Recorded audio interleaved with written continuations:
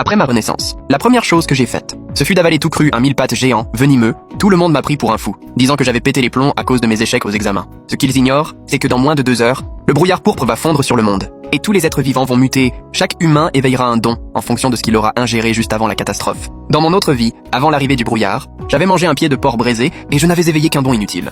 La faim, j'avais fini comme chair à canon, poussé dans une horde de zombies par la déléguée, réveillée en guérisseuse de lumière. Aujourd'hui je suis de retour, et j'ai pris une décision. Je me suis rué vers l'entrepôt de l'ancien labo de biologie à l'abandon pour y dénicher un mille pattes géant, hautement toxique. Ce spécimen, destiné aux recherches d'un prof de bio, deviendrait, après le brouillard pourpre, un fléau de rang S, une terreur absolue. Je contemple le campus familier, la conscience de ma renaissance m'emplit. Sans un mot, je cours vers l'entrepôt abandonné, à l'ouest. Il reste 1h40, une grille en fer me barre soudain la route. Le vieux gardien sirote son thé dans sa guérite. Secteur ouest fermé, travaux. Les étudiants, c'est interdit. Je ne perds pas mon temps. D'un point, je fais voler en éclats la vitre de la boîte à incendie. J'en sors la hache rouge. Le gardien tétanisé s'effondre. À l'assassin! Au secours! Je lève la hache et frappe le cadenas. 5e coup. Le cadenas se brise en 2. D'un coup de pied, j'ouvre la grille. La hache encore humide de sang. Je m'enfonce dans les herbes folles du vieux campus ouest. Derrière moi, le gardien tremblant compose le 17. Très vite, mon regard se fixe au fond de l'entrepôt, sur une paillasse poussiéreuse, un terrarium en verre couvert de crasse. Je m'approche, rapide. Mes mains tremblent en soulevant le bois pourri. Là, un mille pattes, noir luisant, long comme un avant-bras, lové sur lui-même. Ses pattes ambrées s'agitent frénétiquement. Son dos, d'un bleu métallique sombre. Lui, ses pinces s'ouvrent et se ferment. Je l'ai trouvé. Mes yeux brillent d'une lueur fiévreuse. J'attrape une pince rouillée et un bocal vide. Je saisis un cafard mort avec la pince. Je l'agite devant le mille pattes. Il se jette dessus, le mort. Dans un éclair, ma main droite, tel un serpent, jaillit. Je le saisis juste derrière la tête. Le mille pattes se tord, furieux, s'enroule autour de mon bras. Ses pattes labourent ma peau, tracent des sillons rouges. Une douleur fulgurante traverse mon bras. Pourtant, je ris, excité. Je maintiens sa tête plaquée. De l'autre main, j'attrape la pince. Je vise les crochets à venin rouge. Il cède, net. Un jet de venin noir gicle sur la paillasse, fait fumer le bois. Je jette le mille pattes inerte dans le bocal. Je visse le couvercle. Je regarde ma montre. Plus qu'1h30 avant le brouillard pourpre. Première étape, réussie. Je m'adosse à la paillasse, je sors un cutter, emprunté plutôt. Je fixe le mille pattes qui cogne follement contre les parois. Maintenant, il me faut un assaisonnement. L'avaler cru, ce ne sera pas facile. Son venin est toujours actif. Il me faut un neutralisant. Dans ma vie antérieure, un vieux professeur m'avait parlé d'un inhibiteur biologique développé ici, redoutable sur les insectes. C'est alors que les sirènes de police déchirent le silence. Je m'approche de la fenêtre. 2 voitures de police sont garées à l'entrée du secteur ouest. Des agents, armes au poing, fouillent. Derrière eux, le gardien gesticule. Ils n'ont pas traîné. Je ricane, sans panique. Dans un peu plus d'1 heure, tout cet ordre ne sera plus que papier froissé. Je ramasse la hache, verrouille la porte. Je pousse une lourde table de laboratoire contre le battant. J'attends le glas de la fin du monde. Étudiant, à l'intérieur! Lâche immédiatement ton arme et sors. La voix du mégaphone, saturée, fait vibrer la poussière. Je n'écoute pas.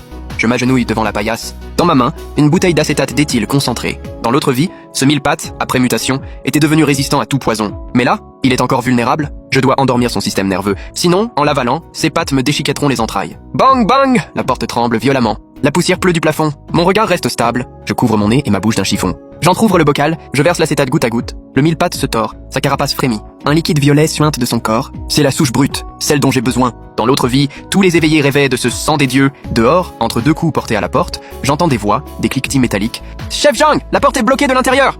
Le suspect est instable. Il a une hache, préparez le matériel d'effraction. Appelez le GIPN, qu'un tireur trouve une position. Je regarde ma montre. Plus que 45 minutes. Plus assez de temps. Si le GIPN entre en jeu, mon plan est fichu. Je prends une profonde inspiration, j'attrape le bocal contenant le mille pattes inanimé, je le fourre dans mon sac, je saisis la hache et me dirige vers la porte. Je tire la table qui bloquait l'entrée, je tourne la clé, un silence soudain à l'extérieur. 6 canons noirs sont braqués sur mon front, ma poitrine. Ne bouge pas! Lève les mains, lâche ton arme! Le policier en tête, un quinquagénaire, Zhang Hong a les pupilles contractées. 20 ans de carrière. Jamais il n'a croisé un tel regard. Un regard hautain, écrasant, comme si le pistolet pointé sur lui n'était qu'un jouet. Calmez-vous, commandant Zhang. Je lâche la hache. Je vous conseille de rentrer chez vous maintenant. Serrez votre femme et vos enfants dans vos bras. Ou descendez à la cave. Au lieu de jouer au cow-boy. À ta gueule! La terre! Main sur la tête! Sao Kongraboye. Son doigt effleure la détente. Je souris. Je lève un doigt vers le ciel. Plus que 40 minutes. Le monde va basculer. Qu'est-ce que tu racontes? Un jeune adjoint, matraque au poing, s'apprête à bondir. Bouge pas! Je sors le bocal de mon sac. Le mille pattes, recroquevillé dans le liquide violet, le liquide bout. Une fumée violette s'échappe du couvercle. Touche de charbon variante, scellée il y a 3 ans. Je mens sans ciller. Je la brise, et tout le campus, vous compris, fondra en 30 minutes. Les flics blêmissent. Jean-On lève la main, ordonne le repli. Calme-toi, l'étudiant. On peut discuter. Ma requête est simple. Je remets le bocal dans mon sac. Je ramasse la hache, tourne les talons, retourne dans l'entrepôt. Les 40 prochaines minutes. Si quelqu'un pose un orteil ici, je fais sauter toute la ville avec moi. Bang! La porte se referme. Le bruit du verrou, un coup de massue dans le cœur de Zhang Hong. Dans l'entrepôt, je glisse le long de la porte, je m'assois par terre, je parie sur la peur de la mort. L'unité NRBC mettra au moins 1 heure à arriver. D'ici là, le monde aura changé. Peu après, le ciel, dehors, se métamorphose. Le soleil se voile d'un crêpe pourpre. Les nuages s'affaissent, comme un plafond qui s'effondre. La température chute de 38 à 20 degrés. Dehors, les sirènes, les appels à l'évacuation, les cris, un chaos sonore. Le prélude a commencé, je me lève, pose le bocal sur la paillasse. Le mille-pattes, sous l'effet de l'anesthésiant, a des soubresauts involontaires. Sa carapace se fend, laissant voir une chair rose, prémisse de la mutation. Ce brouillard n'est pas un poison. C'est un code génétique, une réécriture venue d'ailleurs. Les faibles voient leur génome s'effondrer, deviennent des zombies. Les forts recombinent leur ADN, éveillent des dons. Le mille-pattes, créature d'ombre et de poison. Et l'animal de compagnie du brouillard. Je ne peux plus attendre. Je vois ses antennes se hérisser de crochets. Je saisis le scalpel, m'entaille profondément la paume gauche. Le sang jaillit. Je plaque ma main sur l'ouverture du bocal. Le sang, comme un appel. Théorie d'un savant fou, dans ma vie antérieure. Pour fusionner parfaitement avec l'ADN d'une bête mutante, il faut d'abord qu'elle goûte à ton sang, établir un lien biologique, avant de l'avaler vivante. La vapeur violette s'infiltre dans la plaie. Une douleur fulgurante me transperce. Je ne retire pas ma main. Viens! Bois mon sang! Tu es à moi. Je dévisse brusquement le couvercle. J'attrape le corps froid et glissant. Je l'extirpe. Il a déjà enflé 40 cm. Ses pattes lacèrent mon bras. La chair est mise à nu. Mais l'adrénaline me submerge d'une excitation extrême. J'ouvre la bouche face à cette créature. Je plonge les dents dans sa tête. Un craquement atroce déchire le silence de l'entrepôt. Je broie le crâne à peine durci du mille-pattes. Un jus fétide, amer, glacé, corrosif explose dans ma bouche. Un goût de poisson pourri, exposé 3 jours au soleil, mêlé d'acide industriel. Une nausée violente. Manque de me faire tout recracher. Je plaque ma main sur ma bouche. J'avale la chair qui ondule encore. C'est la chair des dieux. Chaque bouchée que je gaspille, c'est une chance de puissance en moins. Le corps sans tête du mille-pattes déploie une énergie vitale terrifiante. Il s'enroule autour de mon cou, de mon visage. Ses pattes, comme des aiguilles d'acier, s'enfoncent dans ma peau. Il tente de m'étrangler.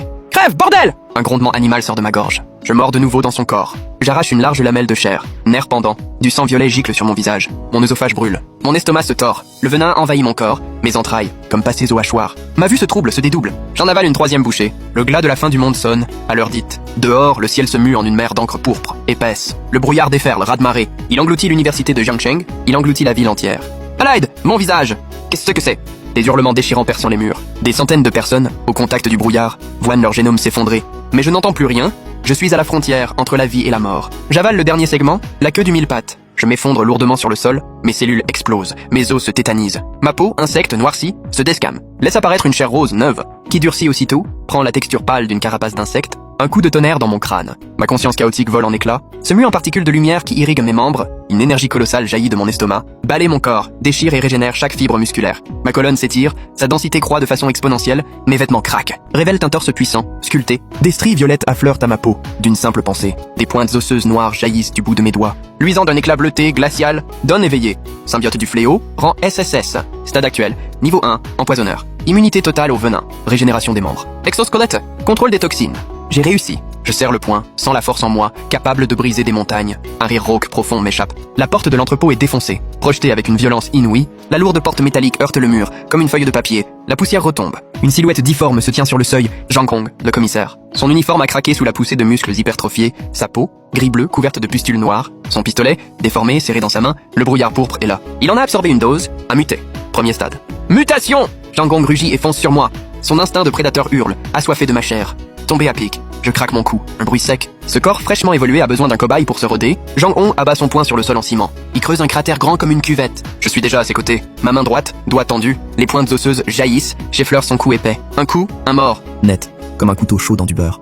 Une ligne de sang apparaît. Un geyser de sang noir. La tête difforme roule au sol. Le corps sans tête s'écroule. Je m'approche du cadavre. De mes pointes osseuses, j'ouvre le thorax. Près du cœur noir, j'extirpe un cristal gris, gros comme un grain de riz. Je le jette dans ma bouche, le croque, l'avale. Une chaleur douce envahit mon ventre. Mes forces, épuisées, sont instantanément restaurées. Pas assez, trop peu. Je lève les yeux vers l'extérieur. Le campus noyé de pourpre est devenu un champ de bataille. Un charnier. D'une main, je saisis la hache. La lame racle le sol, fait jaillir des étincelles. Puisque j'ai une seconde chance, alors c'est moi qui vais régner sur cet enfer. Allée ombragée, entre le campus ouest et le bâtiment principal, le brouillard est épais comme gélifié. Visibilité, moins de 10 mètres. Des bruits de mastication, des os qui craquent. Plus terrifiant que ce que je vois. Soudain, à ma gauche, le brouillard s'agite, violemment. 3 ombres en formation jaillissent. 3 agents de sécurité zombifiés. Leurs muscles sont hypertrophiés. Leurs gilets par coups ont craqué. Leur peau est zébrée de veines noires. Leurs réflexes dépassent ceux d'un humain normal. Mais à mes yeux, leurs gestes sont lents, comme une gym du 3e âge. Ils manquent d'équilibre, de technique. Je les jauge, froid, sans m'arrêter. Le premier zombie tend sa griffe vers ma gorge. Ma main droite remonte, souple, index et majeur joint. Les pointes osseuses s'allongent, 30 cm. Un bruit feutré, je le croise. Une demi-seconde plus tard, son torse glisse, section nette, coupure parfaite. Le venin sur mes pointes fige instantanément le sang. Les 2 autres zombies hésitent, d'un pas je change d'angle. Je me glisse entre eux. Ma main gauche agrippe le visage de celui de gauche. De mes pores, je projette un venin acide, puissant, Son visage se creuse, se liquéfie. Ses os eux-mêmes se ramollissent. Simultanément, ma jambe droite, pointe osseuse déployée, transperce le bide de celui de droite, le clou au sol. Comme sparring partner, vous êtes passable. Je retire mes pointes, calme. Je fouille, extrais les cristaux, les croque. La chaleur de l'énergie me fait soupirer de satisfaction.